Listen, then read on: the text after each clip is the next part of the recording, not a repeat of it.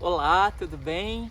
Mais uma sexta-feira, mais uma semana que nós estamos encerrando, mais oportunidades para ouvir a palavra de Deus. Como dizem os mais jovens por aí, sextou, né?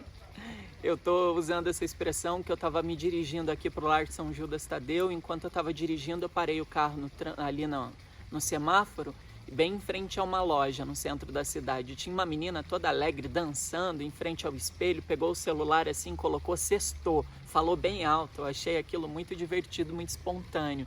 E isso é muito interessante, porque mesmo em meio a tanta coisa ruim que cerca a gente, a tanta notícia ruim, tanta fake news e tantas coisas que, enfim, acabam atrapalhando o nosso bem-estar, nós somos um povo que ainda não perde essa alegria, esse jeito espontâneo de ser.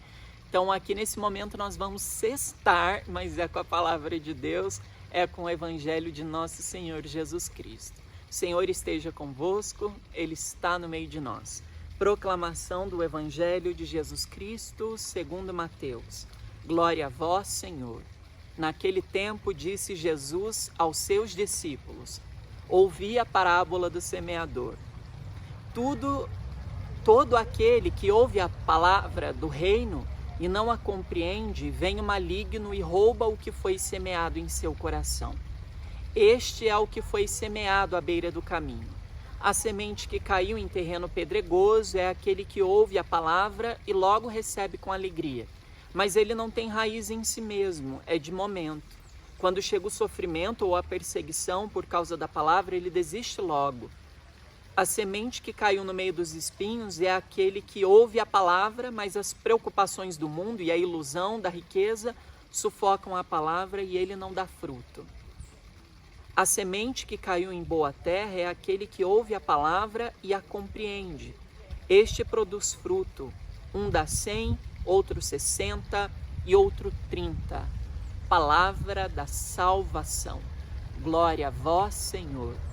Esse evangelho, na verdade, é um acréscimo no Evangelho de Mateus, onde nós ouvimos a parábola do semeador. Já tem umas 2 semanas que a gente está lidando com esse texto sagrado dentro da liturgia. E é uma parábola muito rica, porque ela fala do modo como nós devemos acolher a mensagem e o anúncio de Jesus.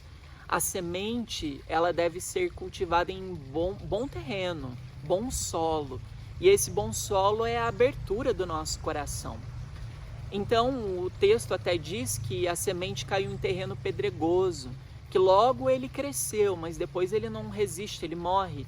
Então eu comparo esse terreno pedregoso quando muitas vezes nós nos animamos demais com a mensagem de Jesus ou com uma conversão momentânea ali, naquele momento na igreja, e depois a gente esfria. Sabe aquele momento de frieza, de tibieza espiritual? Isso acontece muito. Aqui o Lar São Judas Tadeu, hoje não mais, mas já foi uma casa que acolheu muitos grupos de jovens para retiro. Então, nesse período todo, eu vi muitos jovens que faziam retiros, encontros, tinham realmente um momento de encontro pessoal com Jesus, choravam, se emocionavam, partilhavam suas vidas, mudavam naquele momento, mas passavam-se uns 2, 3 meses, esfriava e voltava para a vida anterior. Então, esse é o perigo de não acolher Jesus por completo. Você se emociona, é uma experiência somente afetiva, emocional, choro, escuto uma pregação que me emociona, mas depois não gera profundidade, não tem raiz.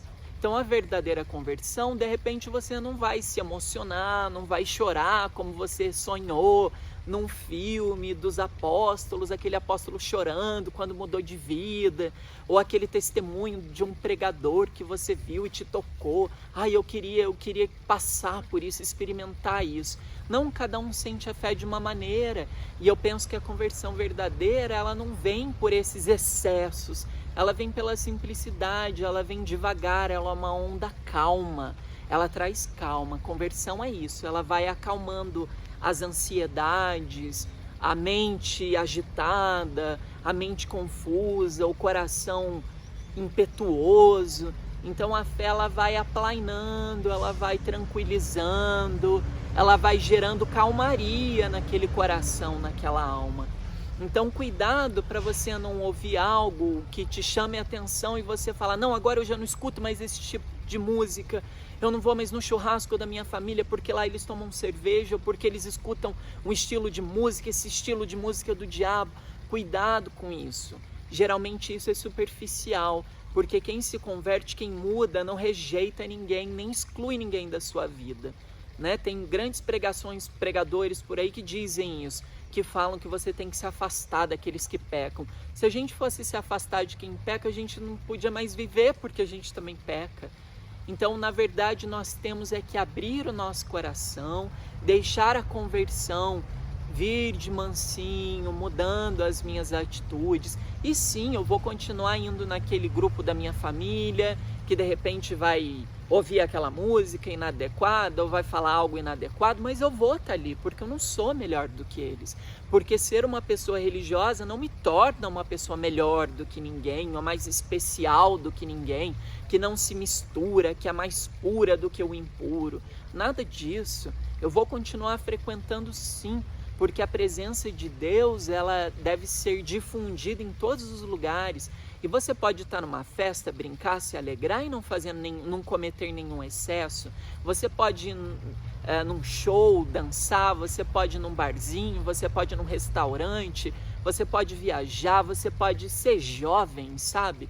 Isso não se restringe só aos mais jovens de idade, mas a gente pode ser jovem na fé, sabe? Uma fé jovial, uma fé que traz viço para a alma, que nos torna agradáveis por onde a gente passa. Isso é cultivar bom solo para a boa semente que Jesus anuncia.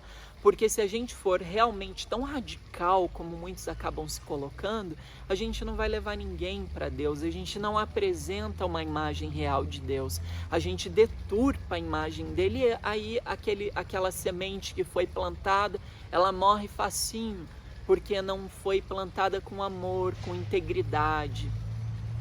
É isso, vamos buscar transformar o nosso coração nesse espaço agradável a Deus, de leveza, de prazer, ter um coração, sabe, bondoso para com todos, para com as pessoas, para com os momentos da vida, né? Eu tive muitos amigos em períodos da minha vida de dentro da igreja, que usavam essa expressão, graças a Deus, eu sou convertido, eu não sou do mundão. Até hoje eu vejo muitas pessoas falando isso, eu não sou do mundão. Isso sempre me preocupa, porque gritar aos quatro cantos do mundo que eu não sou do mundo, gera em mim um descompromisso com a transformação dessa realidade. Pense comigo, o Filho de Deus veio a esse mundo porque Deus ama a sua criação, porque Deus é amoroso, porque Deus é presente, porque Deus quer que a gente se enraize na existência.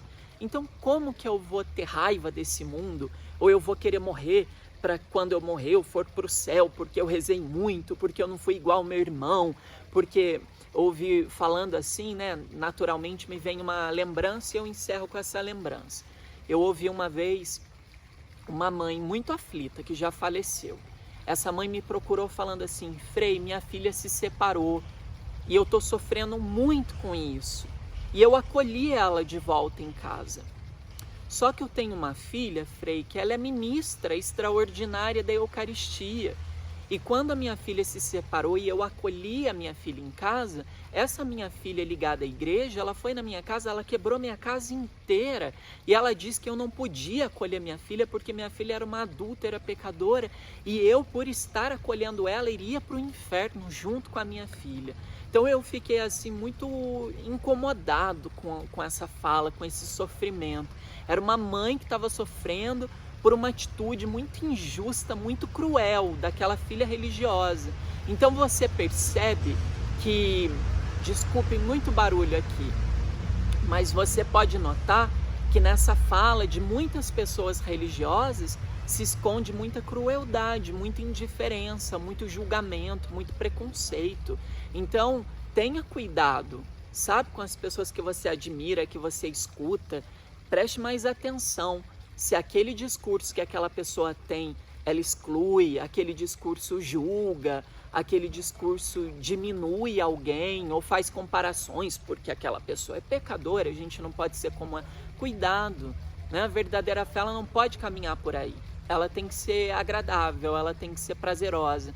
Coloque sempre em comparação. Jesus é a meta, ele é o centro. Será que Jesus olharia para alguém que sofre, para alguém que comete um pecado, todos nós? Será que ele olharia para uma pecadora e falaria: Deus me livre, eu não quero ser como ela? Isso não vem de Deus. Isso vem do homem que não compreende o outro homem e o mistério da vida. Então sejamos almas leves, coração tranquilo, mente serena e totalmente preparados para transformar o nosso corpo, nossa alma, num solo agradável a Deus, para que a semente do reino, para que a semente da unidade, do diálogo, do amor e do perdão possam brotar em nós. Um ótimo fim de semana, nós temos as missas do domingo e nós vamos continuar o nosso canal partilhando a palavra, partilhando a alegria. Sextou? Obrigado pela tua presença, deixa o seu like e compartilha com quem você acha que deve compartilhar. Desejo muito que você faça uma experiência de um Deus amoroso, de um Deus bondoso e que a gente possa superar todas essas aflições, todas essas contradições que estão no nosso meio. Deus te guarde de todo mal.